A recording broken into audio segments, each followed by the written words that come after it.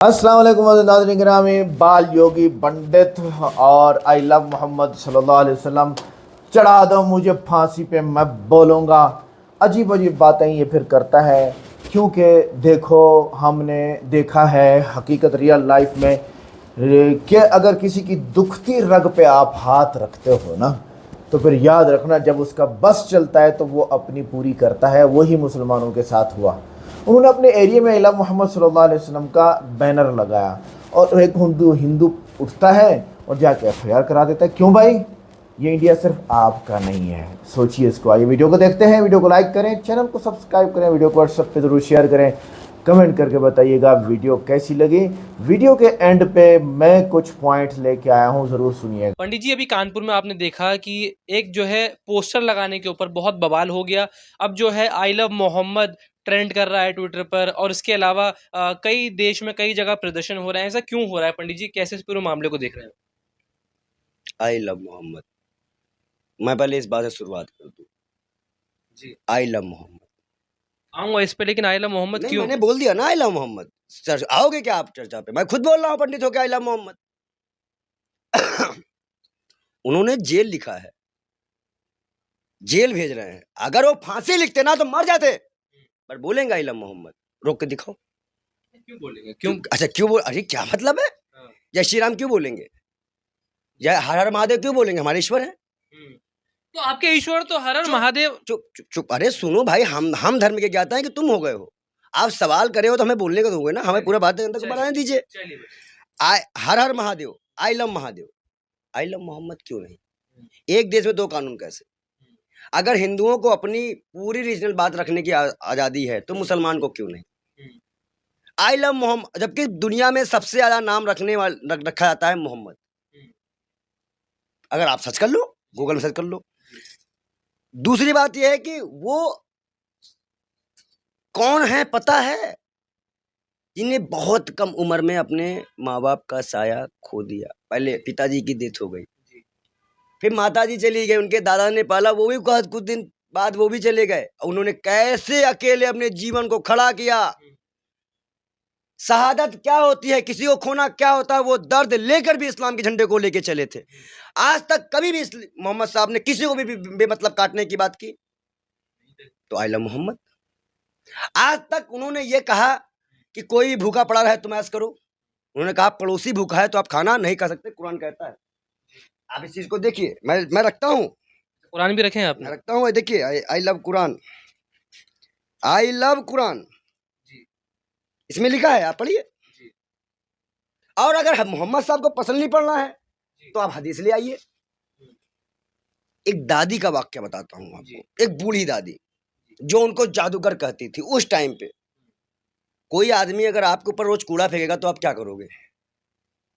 डांटेंगे, उनको मारेंगे, कुछ ना कुछ तो एक्शन लोगे। वो मुस्कुरा के चले जाया करते थे। एक दिन वो दादी का बैग उठा के अंत तक छोड़ के आए। उन्होंने उसके एक बच्चे के बारे में बताई, जबकि वो उन्हीं के बारे में बता रही थी। बाद में जब नाम पूछा कि आपका नाम क्या है, कि मोहम्मद। ये सब चीजें जब हमारे भगवान राम भाई के प्यार में नहीं झुके, 14 वर्ष का वनवास काटा, उसके बाद भी फिर जाके उन्होंने सिंहासन लिया, तब भाई की बात मानी। लेकिन अपने पिता के धर्म को नहीं भूलने दिया, अपने धर्म को निभाया। उसी प्रकार अगर कोई मोहम्मद साहब भी अपने धर्म को निभाते हुए हैं और मुसलमान की वो आस्था है, तो गलत क्यों है? अगर वो किसी को मना कर रहे हो कि आई लव महादेव ना लिखो, आई लव ओम नमः शिवाय ना लिखो, आई लव राम ना लिखो, तो आप बोल सकते हो क्या भाई हमको ये लोग रोक रहे हैं? फिर जब अगर वो कुछ नहीं कह रहे हैं तो आप कहने वाले कौन होते हैं, या ये बाबा लोग कहने वाले कौन होते हैं, या ये पुलिस प्रधान होने वाली क्यों होती है? और मैं सुनिए मोहम्मद नबी साहब के बारे में। जब वह मक्का जाते हैं इस्लाम फैलाने के लिए, तो पत्थर मारे जाते हैं उनको। लोग नहीं समझते उनकी बातों को। 2 फरिश्ते आते हैं जहन्नम की आग लेके, कहते हैं कि भाई अल्लाह, जो जैसे मान लीजिए कि हमारे यहाँ पे एक परमात्मा है, जो किसी की भी पूजा करोगे आप, तुम कर रहे हो उसी की पूजा, चाहे देवता की करो, चाहे भोलेनाथ की करो, तो लेकिन किसी भी एक, पर वही एक है। हमारी भगवत गीता में कहा गया सब ही मैं हूं। अब अगर मान लो नबी आए, नबी हमारे आए, अल्लाह ने उनको भेजा, तो वो कोई एक उम्मत के लिए नहीं थे, हर नबियों की तरह। वो सभी उम्मत के लिए थे, पूरे उम्मत के नबी हैं। उम्मत मुसलमानों की बात होती है ना, शायद उम्मत में आप थोड़ी आएंगे। अच्छा, हम नहीं आएंगे, पर हम गलत भी तो नहीं कर सकते ना। अगर उनके काम भगवान जैसे राम जैसे हैं, जैसे भाई राम भी मनुष्य अवतार थे, मनुष्य अवतार राम भी थे और मनुष्य अवतार मोहम्मद साहब भी थे। अगर उनके काम अच्छे हैं, आप बताइए कौन अपनी बेटी की शादी, जबकि वो अच्छे पद पे है और अच्छी पोजीशन पे है, कौन अपनी बेटी की शादी गरीब घर में कराएगा? मोहम्मद साहब कराए थे, सैयद फातिमा। इनके 2 बेटे थे, अली और हुसैन। करबला याद होगा, मर गए हैं लेकिन जंग हार नहीं माने हैं, किसी भी जालिम के सामने सर नहीं झुकाया है। क्या फिलिस्तीन में नहीं हुआ वो चीजें हमने नहीं देखी? वहां के लोगों ने हार मानी, 3-4 कंट्रियों ने तो ऑफिशियली डिक्लेयर भी कर दिया, ये है नबी जो प्यार करते थे। ऐसे हम अपने भगवान राम से प्यार करते हैं, वैसे हम नबी से प्यार करते हैं, साफ सीधी बात। अगर किसी पे कोई आफत आएगी तो हम लड़ने को। अच्छा बताइए, कभी महादेव और नबी एक साथ हों, कभी महादेव कहें, नबी कहेंगे कि महादेव का नाम आई लव मत लिखो, और महादेव कहेंगे कि नबी का नाम मत लिखो? ऊपर वाला कभी कहता है कि आप लड़ जाओ? क्या किसी भगवान के पास, किसी भी पंडित के पास फोन आया हो कि तुम आई लव मोहम्मद लिखने से रोक दो? किसी के पास आया हो कोई ऐसा मामला हो? ये कौन लोग हैं? सबसे बड़ी बात यह है कि ये उस इंसान की खिलाफत कर रहे हैं जो मुसलमानों को तरीके दिए। नशा सख्ती से हराम कराया इस्लाम में, हर वो नशा इस्लाम मुसलमान के लिए हराम है जो पैर डगमगा दे। क्या खाना है क्या नहीं खाना है उसका पूरा मामला लिखा हुआ है। जिना सख्ती से मना किया, मतलब शादी से पहले आप शारीरिक संबंध नहीं बना सकते इस्लाम में, वो सख्ती से गुनाह माना जाता है। जो भी करता है वो गुनाह करता है। ये सब इस्लाम के तौर पर उन्होंने हिदायत दी है। बेटियों को पैदा होते ही दफना दिया जाता है इस्लाम में, उस कमी को खत्म किया है मोहम्मद साहब ने। बेटियों के कदमों में जन्नत डाली है। अगर देखें तो माँ के कदमों में जन्नत मानी जाती है। उन्हें जन्नत किसी और को नहीं दी, माँ को दी है, क्योंकि वो माँ का कर्जा उन बच्चों पे, उन कर्जा, माँ का जो कर्जा है बच्चों पे, वो 9 महीने ज्यादा होता है दुनिया से 9 महीने ज्यादा अपनी माँ के पास रहते हो। तुम्हारा कर्जा पूरी दुनिया से ज्यादा 9 महीने तुम्हारी माँ के पास, और उन्होंने उनको दर्जा दे दिया। मैं इसलिए उनकी बात को जो आगे रखता हूं और हमेशा उनकी बात को मानता हूं और प्यार करता हूं, क्योंकि वो एक इंसान ही नहीं कह सकते। हम तो इंसान मानते ही नहीं है, हम तो उनको अल्लाह का भेजा हुआ मैसेंजर मानते हैं। जैसे राम मैसेंजर थे, दूत थे, भगवान के भेजे हुए दूत थे, उन्होंने हमें आदर सिखाया। भगवान श्री कृष्ण दूत थे, वो एक भगवान के रूप में आए थे, स्वयं भगवान का एक रूप है, भगवान नहीं है, भगवान के एक रूप है। जिनको अब भगवान के रूप क्या है, भगवान ही मानते हैं हम लोग। लेकिन मुसलमान में क्या है कि अल्लाह ही है, अल्लाह के अलावा कोई नहीं। हमारे यहाँ क्या है कि उनके रूपों को भी हम भगवान मान के पूजा करते हैं, मूर्ति की स्थापना करके उनकी पाठ करते हैं ना। हमारे यहाँ गलत है ना, और कोई मुसलमान रोकने आता है क्या? अब अगर आप इस बात को कहते हो कि आप आई लव मोहम्मद नहीं लिख सकते हो, क्या मुसलमानों का इस देश में हक नहीं है?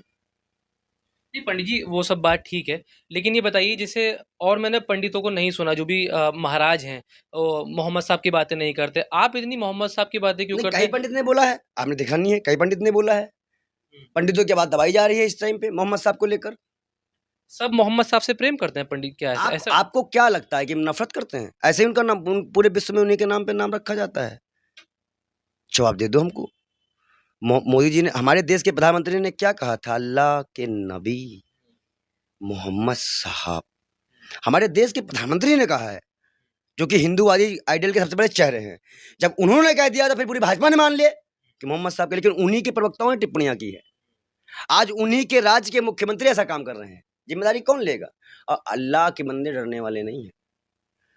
हम घर द्वार परिवार यहाँ तक कि अपने आप को भी कुर्बान कर देंगे अगर ऐसा कोई बात आ गई तो।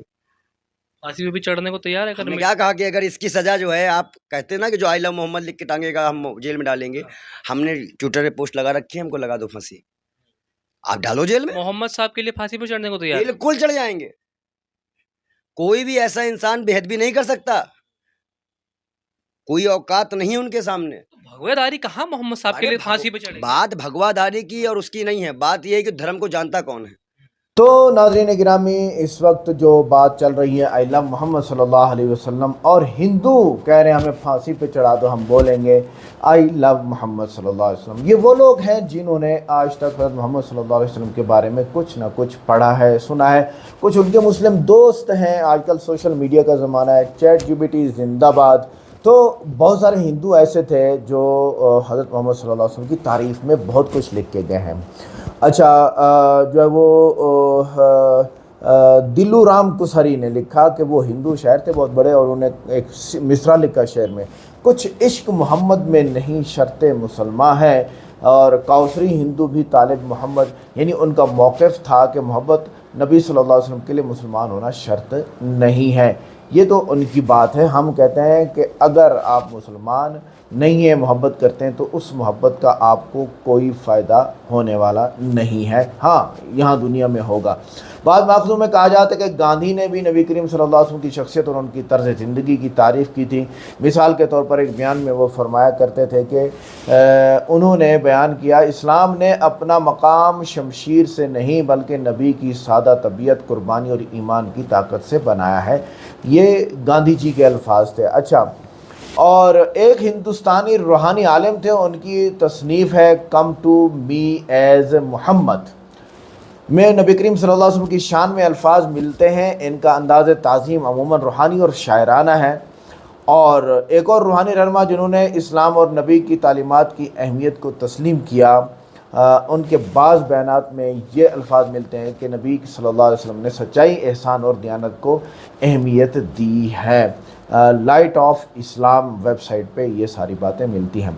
माखज़ों में मिलता है कि उन्होंने उर्दू अशार में नबी करीम सल्लल्लाहु अलैहि वसल्लम की शान में कलिमात का इनमें से एक शेर ये है, और वो शेर इंग्लिश में लिखा हुआ है, do not think that the prophet Mohammad सल्लल्लाहु अलैहि वसल्लम is only of you and do not divide the prophet is जो है वो mine on the same level as the prophet is yours.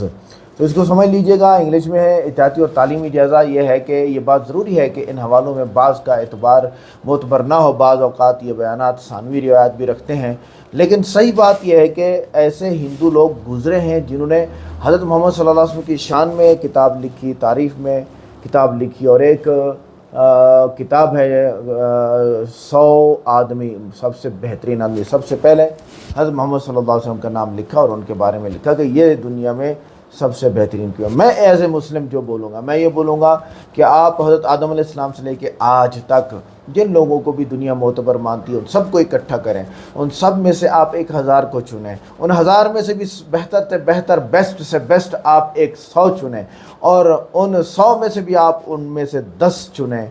Best से बेस्ट जो बेहतरीन लोग गुज़रे हैं उन 100 में भी जो एक चुनेंगे वो हज़रत मोहम्मद सल्लल्लाहु अलैहि वसल्लम होंगे। उसके रूल्स ये हैं, अखलाकियात फैलाना, दुख सहना, और जो है लोगों को सच्चा रास्ता दिखाना, हमसाय का ख्याल करना, अखलाकियात, ये उनकी मेन वजह थी जो उनको दुनिया में लेके आई। अल्लाह ताला हम सबको ऐसे बना दें। वीडियो को लाइक करें, चैनल को सब्सक्राइब करें, वीडियो को व्हाट्सएप पे ज़रूर शेयर करें, कमेंट करके बताइएगा वीडियो कैसी लगी। मिलते हैं नेक्स्ट वीडियो में। अस्सलाम वालेकुम।